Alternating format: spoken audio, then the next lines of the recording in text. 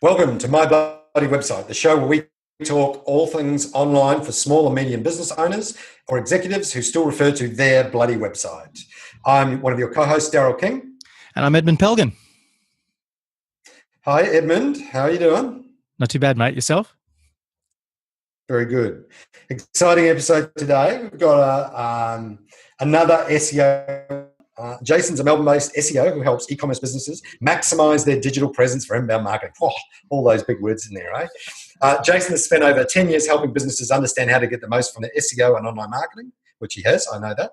He's most often found deep in data, unearthing the opportunities that make e-commerce businesses hum.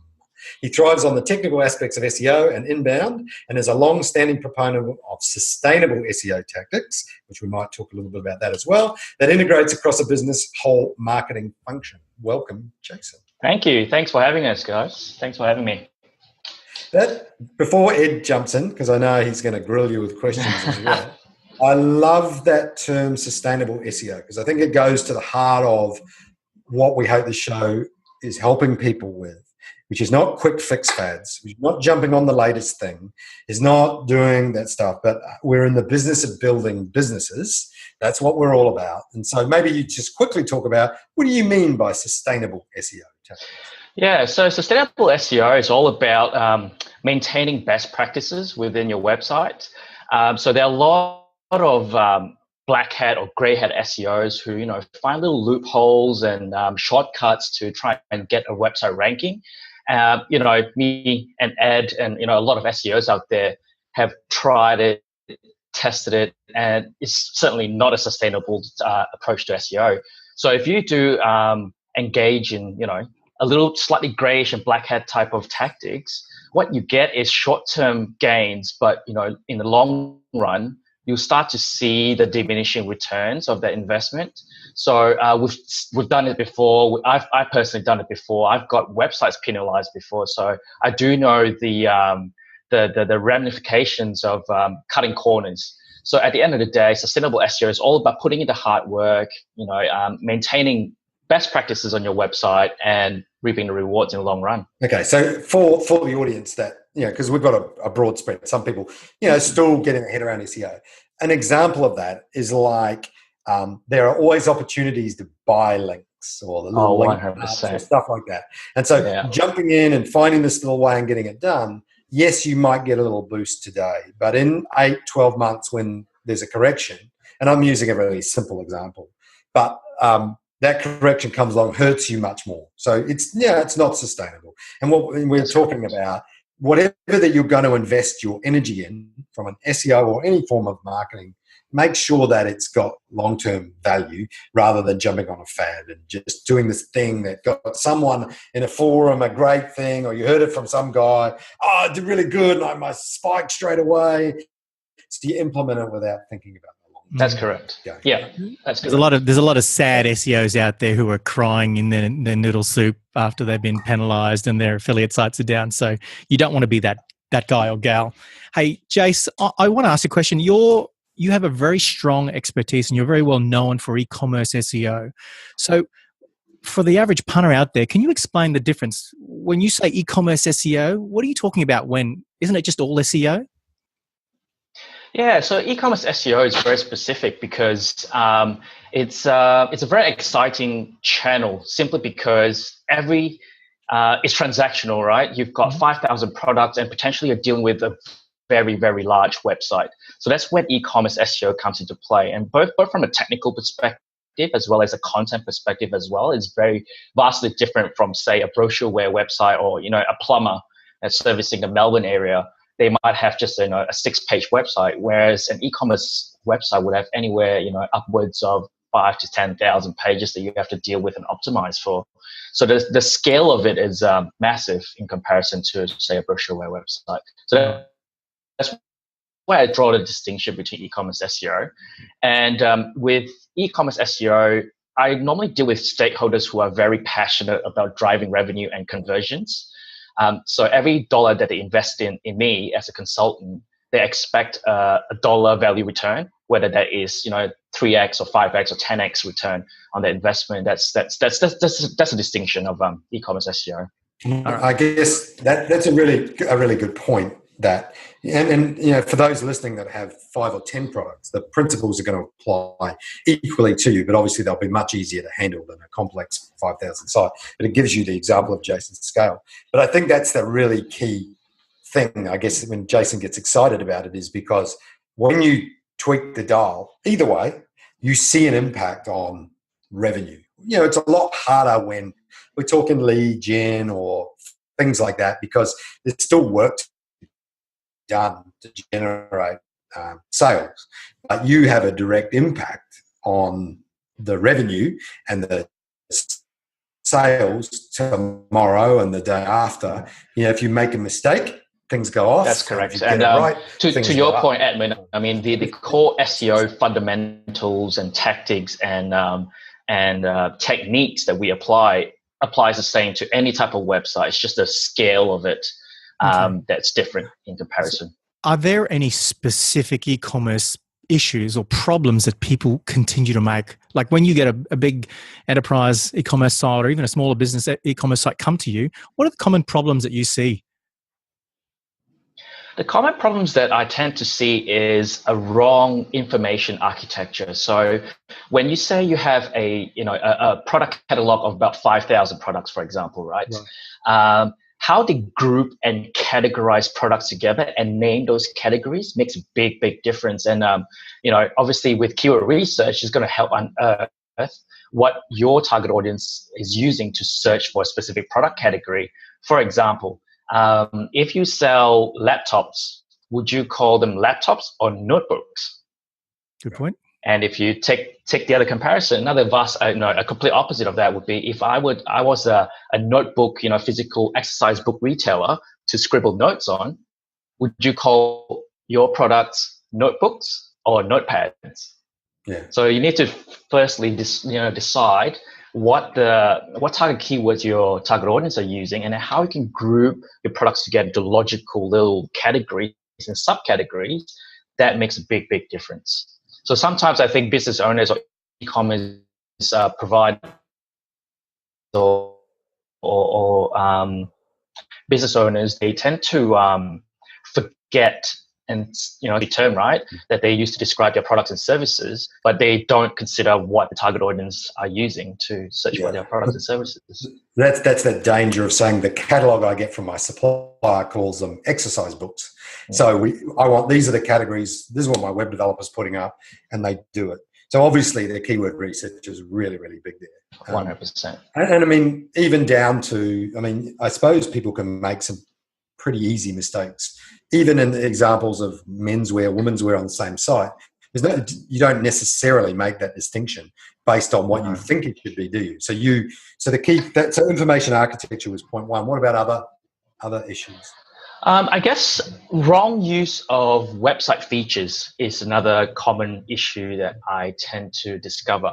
So, for example, if you have a website that sells 5,000 products, so technically you should have about 5,000, maybe 6,000 pages that Google has to crawl and index. So most of the websites that I see have an issue of what we call index bloat or crawl budget issues, whereby every time Google crawls a website, it crawls more than the 5,000 to 6,000 pages that you actually have. So that's what we call index bloat issues. So that tends to happen when you have faceted navigation. You rely on, say, product filters and URL parameters to, filter and sort your product within a product category page and stuff like that. So those things are great for user experience, but from an SEO perspective, you're sort of creating what we call internal duplicate content pages, right, and you're actually diluting your crawl budget. I think we should explain to the audience what Jason's talking about is, when you're on an e-commerce website and you say, just show me your red, or show me these sizes, or show me these products in this price range, it creates a special URL that filters those products. And that URL is actually another page in Google's eyes. But the issue is it shares the same content as other pages. And it just creates all of these myriad pages that Google has to crawl through. And so basically the issue is, why is that a problem ultimately, Jace? Yeah, so the issue, the reason why it's a massive issue is because Google allocates what we call a crawl budget to every single website, depending on the authority of the website. So, for example, fairfax.com.au owns theage.com.au, which is a news publication. So that website is deemed to be very authoritative. So it probably has what we call a page rank of maybe 8 to 10. And if I newly launched a new e-commerce website, I probably would have 0 out of 10 in terms of page rank. So so Google wouldn't crawl as deep on my website as they would on Fairfax's website, for example. So you need to understand that if you are a fairly new website, you got to make sure that you get Google crawling pages that are important to you and are converting for you, rather than them crawling all those different variations of a specific page, which are, non-transactional. Yeah. So, I mean, and for the audience, like Ed said earlier, hey, if I've got colors of shirts and I've got red, black, blue, and green, and it's one shirt, it's, Correct. design demon shirt, and I've got all these different colors, and then Google's only going to crawl 10 pages on my site today, and I've got 8 color variations of that, and they hit that page first and crawl each of them as individual pages. There's 8 out of my 10 pages crawled and indexed or updated, and they haven't got to the new product yet that I added 2 days ago, because every time they come, they keep getting caught on these page variations and not on the page I want, which is that's correct product. And so and we've talked about crawlers and stuff like that in previous episodes, so people should be across that already. If not, go back, listen to the earlier episodes. But, to your point, Daryl, I mean, one of the most common issues that webmasters or business owners come to me about, say, I just made a change on this specific page, the content and the banner and stuff like that. Google's not picking it up. Or we made a change the title tag to say free shipping, store wide. I don't know why Google is not picking that up and indexing that change on the SERPs. That's the reason why, because Google is wasting their crawl budget and time crawling all the other pages and not crawling and indexing the pages that. And this is probably a great alert for anyone, e-commerce or not, that as you get through this series and as you start spending more time, you will learn in a future episode how to identify what's being crawled or not. But if you can't see your updates in a timely fashion, and the guys, either of these two geniuses here in SEO could tell me what a timely fashion is, but if I added a new page or I updated something critical on my homepage, what that time is, if you don't see that in that timely fashion, then you've got a crawl problem. What do you two guys reckon is a timely? If I've been crawled, I'm already out there, I've been at least online for a year, I make a major change, say, to my page title and my homepage content, when would you expect that? If everything was natural and normal in my crawling, is it 24 hours, 72 hours? What do you reckon? I reckon in the time frame of 12 to 24 hours, you should be able to see the change being rolled out and live to public. But if it's more than 72 hours, you've got a problem. So 100%. Yeah. Okay. What about other problems, Jason? Info architecture, wrong use of web features? I guess sometimes clients choose the wrong platform, choose the wrong e-commerce platform, right? So there's from an SEO perspective, you've got what we call search engine friendly CMSs and you've got non-search engine friendly CMSs. So sometimes clients would sign up to a cheap alternative of a content management platform and expect to take on big retailers like the Iconic or eBay or Amazon. But, you got to think, if you're paying $15 a month for a crappy little CMS, which does not give you the flexibility to scale and be able to do, control the tags that help you optimize your website from an SEO perspective, you're being very restrictive. So we've dealt with a lot of clients where we recommend them to actually move and migrate CMSs and platforms to have that level of flexibility to actually manage and also optimize the website. Jason, do you still see a lot of old content management systems, sites built on those systems that are really old and archaic? Because you would think that the new ones like BigCommerce and Shopify would have their SEO chops down pat. Are there still a lot of people on old? Yeah. Not so much old, but some of the newer platforms, something that starts with W and ends with an X, that platform is extremely bad from an SEO perspective. So it's not so much the old, even the new ones are, questionable at times. I was struggling to figure that out, but I do know it now. Yeah, but this is a really, and this is the same with the proprietary system, like, or a custom built site that, and this goes to what we talk about with it all. That sometimes you just have to do it, like eBay and these types of places. They're using custom platforms that have been evolved over years, and they have big engine rooms that are hard to change. Like, you can ask Dennis and that what it was like changing some of the stuff at eBay. But the reality of it is that there are tools that give you the broadest reach, and going with them gives you a lot of benefits. If you go out and choose something that is trying to appeal to the masses, as in, the Shopify's and all the rest of it, at some point, there is some functionality you are not going to get because, they're dealing with the 90%, not the 10% requests. So the more cutting edge stuff that you might want to do, country specific, variations. We've seen, Edmund, somewhere, they end up having 5 sites on, say, a Shopify installation because the only way they can handle multi-country, or there might be some way. While it might have functionality, it might not have the SEO ability. Is that right, Jason? I mean, that's correct. I don't think there's any perfect platform that don't have that ability. Yeah, that's correct. So, I mean, we've got a lot of clients that are just starting up, and Shopify or BigCommerce are popular platforms because they're literally, you pay, whip up your credit card, and next day you're up and running and alive.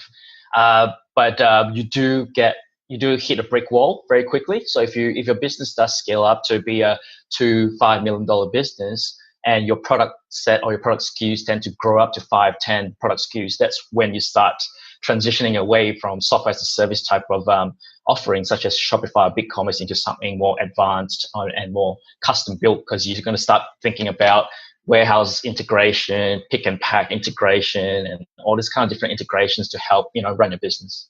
Jace, can I ask, if I was a new e-commerce business owner and I was serious about it, I had money to invest or an existing business I was transitioning to online, you talk about Shopify and BigCommerce. What other CMSs should I be considering that will allow for this growth that you're talking about? Yeah. So basically anything that is open source is great for integration work and future growth of the website and the business. So things like Magento is pretty good.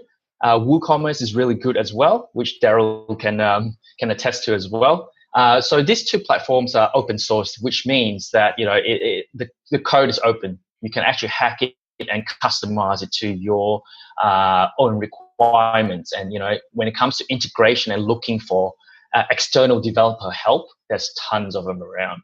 Whereas if you're locked into something like a Shopify or a BigCommerce, yes, they do have the connectors and plugins and integration type of plugins that you can pay for, but you're still locked into the Shopify ecosystem. For example, with Shopify, you can't actually control this special file called robots.txt on those kind of platforms, which is a big restriction from an SEO perspective. Okay, right. Cool. So were there any other key common problems? I mean, we've hit 3 pretty big ones there. Another common problem is content. Yeah, okay. Like content we get to content, I think. You get the content. Okay, cool. Yeah. Okay. So we've talked about these things, and you talked about, and I know we're not going to be able to encompass the fixes for some of these things. Some of them are quite complex. I guess what our goal here is to help people understand those. But what are some key things? I mean, you talk about, hey, sometimes you've got to move platform. So I guess one of the fixes or understandings is if you're in e-commerce, you need to make sure you're not just read a couple of blogs and doing basic stuff. You're probably going to want some advanced help with your e-commerce SEO. Right. And that will take care of some of those more technical things, because really most business owners don't want to get their head buried in that. But what are things that everyone should probably do? Make sure they've checked off. If they've got an e-commerce store, big or small, what are some fundamentals that they should be dealing with? Yeah, so I think a quick, easy win for an e-commerce store is to actually optimize what we call their metadata. So the title tag and meta description tags are very, very important because they act as an elevator pitch when someone searches and finds you in Google.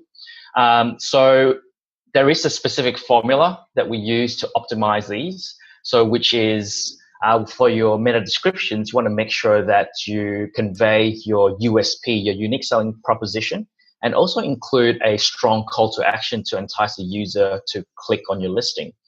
So if you do offer free shipping, which has been proven to be time and time again the most popular call to action from an e-commerce perspective, if you do offer free shipping, make sure you add that into your title tag and meta description tags to tell the user that, hey, if you buy from me, I'm going to give you free shipping with these. So optimizing call to actions, including call to actions and strong USPs to within your metadata makes a big difference, both from a ranking perspective, but also to drive traffic perspective as well. So we're back in the content thing because I can't not do this, Ed. Okay? So I've got 300 bits of clothing, and I've got 15 different printed shirts, like this T-shirt, right? And they've got different prints on them, and I've got 5 colors per one. Like, come on, Jason, how am I going to write something in the metadata for each one and the product sorry, we're in content already in the product description. Yeah, this is what we're really talking about, right? So it's like, pretty much, yeah. How does a business owner handle this issue of it's a T-shirt, right? Yeah, so this is a very common issue and common roadblock that most business owners tend to face. When we recommend that every page on your website should be unique from a content and metadata perspective, the first thing that they'll say is, but I've got 10,000 products. How am I going to write unique content for all these 10,000 products that I stock? So this is where it differs from a brochureware website to an e-commerce website. This is where, again, back to the fundamentals, you can't tackle everything all at once. So what you want to do is prioritize things, put them into a workflow, and this is where keyword research comes into play as well, because once you know what pages are important to the business and what pages yield you a higher search volume from a keyword research perspective, you prioritize and optimize those pages first. So let's just say we currently have a client who is a beauty retailer. They stock about 15,000 products. So periodically every quarter, we tackle about 2,000 products for them to optimize those pages. So it's all about prioritization. You can't tackle everything all at once, even though you've got if you have a massive amount of resources and you've got a big content team, you still can't, you wouldn't be able to roll everything out all at once. Jason, it's all about prioritization. Why couldn't I just go to Amazon and cut and paste their descriptions? Because I got some competitors who are selling the same stuff on Amazon. Why don't I just cut and paste all their stuff? Yeah, you will trigger you trick what we call a duplicate content filter.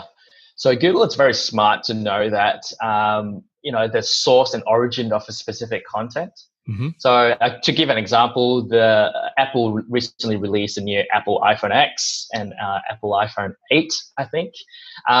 So what Apple actually does is they give their retailers and stockists a different set of product descriptions that they can use versus what they put on their website. So if you go to, say, JB Hi-Fi or Harvey Norman, if you look at the product descriptions that they use on their website, it's completely different from what Apple uses on their own website.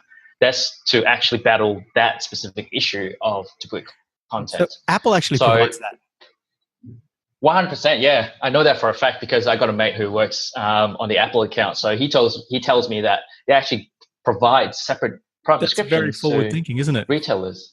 Yeah, that's how it should be. But again, if you're a sole business owner, you have no time to do all this, how do you actually tackle that? So once you find out how you prioritize things, you can outsource this, right?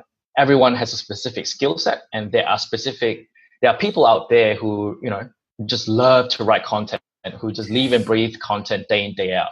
So that's what we do as an agency. So we've got in-house copywriters to help. Yeah, Daryl is an avid writer as well. No, not me. But there are a lot of external help that you can hire to help you write those content and roll it out in phases and batches to help optimize those pages. So we talked about content like that. Sorry, Ed. No, go for it. I'm just taking notes. So I want to talk about, it's a combination of content and information architecture issue here. So I've got, a few hundred products. I've got these categories. Where should my energy be deployed first? Should I be optimizing product page, or should I be looking at categories and subcategories? Like, are we creating silos like we would typically with content and saying, well, I've got a better chance of my t-shirt page in general being found than Demon Darrell's design t-shirt being found. Yeah, is that what we should work on? Like you talked about, your priorities should be we come down from the head and work our way down. That's correct. Because if you were to group your products and optimize your information architecture correctly, what you see is a top-down approach, right? The top will always have the highest number of search volumes, and then say t-shirts, and then underneath t-shirts you have men's t-shirts, women's t-shirts, and then underneath men's t-shirts you've got I don't know, long line, V-neck, round, cotton, what do you call it? All the different materials and stuff like that. And then you might also want to start breaking things out into Nike t-shirts or custom design t-shirts or specific style of t-shirts. And then, as you go down deeper into the IA, the number of search volumes that you get per page or per category tends to diminish down. So you work from top to bottom, 100%. Okay. If we're talking on content again, Jace, when I get this question all the time, people who run e-commerce shops say, hey, I want to start blogging. And you say, why? And they say, oh, well, everyone else is doing it. And this is the place that I see some of the worst content put out there. So what should they do? I've got an e-commerce shop and I want to create content, but where do I even start? Why am I creating content? You want to give us some insight into your thoughts? Yeah, that's correct. A lot of people jump on the blog bandwagon without actually thinking about the long term. So with e-commerce websites, how we advise clients is this. We draw a clear distinction between what we call a guide and also a blog post. So a guide is something that helps answer questions about the product that you're selling. For example, if I'm in the market to buy a dining table, I need information to help me decide which dining table to buy from you, what color, what style, how big, how small. If you're answering all those questions through content, those are what we call buyer's guides, not actually blog posts. Blog posts tend to be timely, viral, and a bit more inspirational. So things like how to style your apartment, they sit in the blog. But things like how to choose the perfect dining table for your small apartment, that sits on a guide, or what we call an evergreen type of content sits on that side. So I think that there needs to be a clear distinction between the type of content that you want to publish on your e-commerce store. There needs to be a clear distinction, because things that are evergreen should sit together with your product categories, and things that are a little bit more viral, a little bit more timely, a bit more newsworthy will sit in your blog. And what you will find, in 6-10 months down the line, things that are sitting with your product categories that are evergreen and your buyer's guide and stuff like that, they will continue to drive you traffic day in, day out without much promotion. Nice. Well, that helps. What about so the other stuff, the obvious things? When we're in an e-commerce store, visual is as important as words. I mean, I guess a lot of the words are there to answer questions or product descriptions because we have to, because there's kind of a minimum amount of words. But in a lot of cases, it's the pictures that sell, right, or the videos or things. What advice do you have for people about shoulds, shouldn'ts? How important is little video, of the dining room table, looking at it underneath versus here's a diagram schematic of it, images, and making sure they're SEO'd well. Yeah. So when people shop around online, people tend to look for inspirations, right? People want to get ideas about a specific product, how it would look like on someone, or how it would look like in a specific environment. So we've got a client recently who sells online furniture. And when they first started up, it was bootstrapped. What they did was they 3D rendered a product on a plain white background, which was pretty boring. Conversion rates were really low, and because it's a very stale user experience. When you go into a product page, you just see different angles of this specific product or dining table on a blank white background with a little bit of shadow at the bottom. It doesn't really inspire people to go, oh, I really like that because it looks like my living room. But then once they started integrating lifestyle images, so things that show the product in action in a real life environment, they saw more like an IKEA shoot. Hey, this is you know what I mean? Like, this is the room. This is a room of it in. Yeah. Exactly. And that just, significantly improved the conversion rates because people got inspired by the product. Oh, that's the kind of look I want. I'm going to buy that product right now because I can see it in a real life environment rather than a stale white background. So images and videos tend to make a big difference. 100%. Okay. And obviously there's a whole lot of technical SEO that needs to go with them. So people, if you're adding images and videos to your websites, no matter whether it's SEO as e-commerce or not, they need to be treated. You need to speak to people like these two guys or whoever your advisor is for SEO, understand how to optimize them better. That's correct. So every single asset that you use on your e-commerce website needs to be optimized. And I'm pretty sure you guys will be covering things like page speed and stuff like that in future episodes. So I'm going to leave that to you guys. All right. I have a bunch of questions, but I'm gonna wade into the muddy pool of link building for e-commerce. So have you got some tips for people who want to build links, who don't want to go black or grey hat? How do I get people to link to my e-commerce website to help my rankings, to send me, customers? What are your recommendations about the best ways? Yeah, the way I like to approach link building is I'll tell my clients to go, imagine Google did not exist. Imagine the internet did not exist. How would you promote your business and your product? What would you do? Right? You go hand out brochures in high traffic areas to promote your product, right? To promote your business. You would start listing your product in things like yellow pages or local business directories, or you would join up things like networking groups and local chamber of commerce and stuff like that. So once you think about how you will market your product without the internet, you can start translating those things onto the era of Google and the internet. So again, business directories. There's lots of business directories that you can sign up and add your business to online. There's also what we call coupon code seeding. So if you run an e-commerce store, chances are you'll be running a lot of promotions, giving 20% off this time or free shipping at this time and stuff like that. So there are a lot of websites such as Oz Bargain or Retail Me Not that, solely curates and promotes coupon codes and promotions online. You could submit your promotions and stuff like that to those type of websites as well. They will not only create a link to your website, but also help you promote that offer and drive you a lot of residual and referral traffic. The only one big thing, if you are stocking products from other manufacturers, you could always ask them for a link on their website. So for example, if I were to sell a specific pair of sneakers, from Nike, for example, I can bet you 100% that Nike would have a stockist page on their website to say, this is our new product. Here's where you can get this new product from this specific retailers, or here's a list of stockists.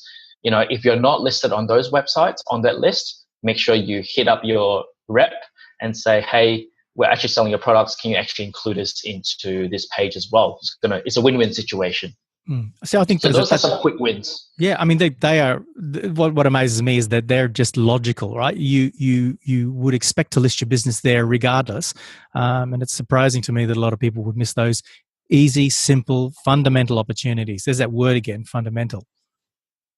Yeah, fundamental, best business practice. That's what builds a business, right? There's a chap in the States. His name is Will Reynolds. He's a very, very popular SEO celebrity, if I call him that. He coined this term called real company shit, right? RCS.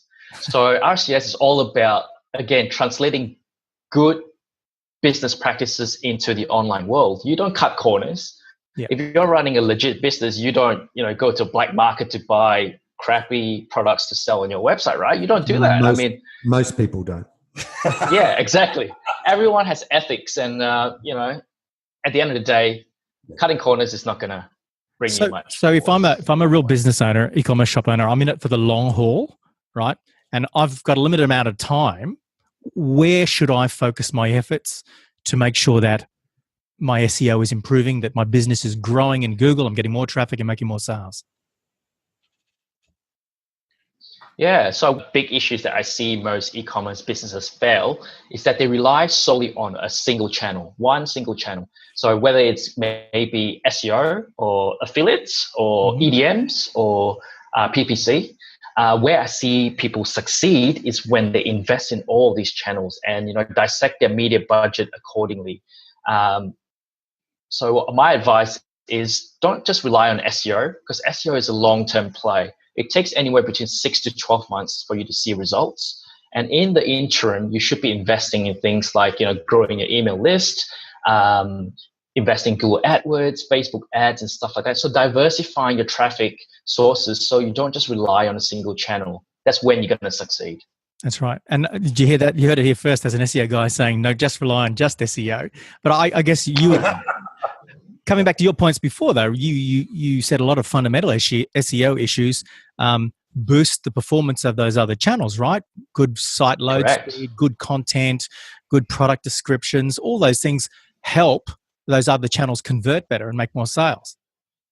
100%. So if you do invest in PPC, for example, Google AdWords has a quality score metric. And the way quality score metric is calculated is based on those fundamentals that you just mentioned.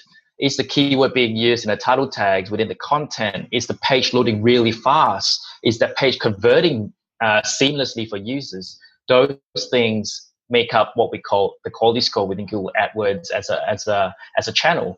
Same thing applies to SEO. Those things will make up what we call page rank, or what we call authority for each of those pages. So those two go hand in hand, like you said. Excellent. Well, that's pretty awesome. I know, Jason, we appreciate your time, and I know you've got some time restraints today. Is there anything else that we haven't touched on that you think is super important before we wrap things up? No, I think we covered pretty much the fundamentals of running an e-commerce store from an SEO perspective. But a tip or an advice is, remember, don't cut corners. Ignore those things that sound too good to be true. So everyone like us, we get constant spam emails in our inbox every day from people from third world countries that offer you and guarantee you traffic and ranking improvements by investing mere hundreds or sometimes even dollars to help you boost your website. Don't fall into that trap. Those never work. And if anything, they're just going to get you penalized, and you're going to have to start from scratch again, which nobody wants. Mate, where can people go to find out more information about you and what you do? And also talk about your ebook, because he's got a top 10 tips coming, or ebook on e-commerce. Yeah. So if you want to learn more about what I do blog every now and then at jasonmun.com. I'm also on Twitter at Jason Mun. And like Daryl said, I'm currently working on an ebook that clearly outlines the top 10 e-commerce SEO mistakes and tips to how to fix those top 10 e-commerce stuff. It's coming up in the next couple of weeks. Hopefully I'll publish it before this episode goes live, and we can include it in the show notes. Yeah, we'll update it. We'll update the show notes anyway. So if people are following along, just keep an eye out and come back to the show notes, and we'll put the link in once it's fully up online. So. Awesome. Sounds good. Jason, thank you. That's awesome. Daryl, do you have anything else to add? You think we're at the end today? I reckon we're at the end, mate. Awesome. So that's it for today. If you want to be notified when the next episode goes live, please sign up to notifications on our website at mybloodywebsitepodcast.com, or subscribe to the podcast at iTunes. If you enjoyed this podcast, and you bloody well should, because Jason's awesome, please leave a review in iTunes. It really helps other people find our podcast. We hope to see you next week when we'll continue this discussion about My Bloody Website. It's goodbye from me. It's goodbye from him. Thank you very much, guys. Cheers, Jason. Thank you again.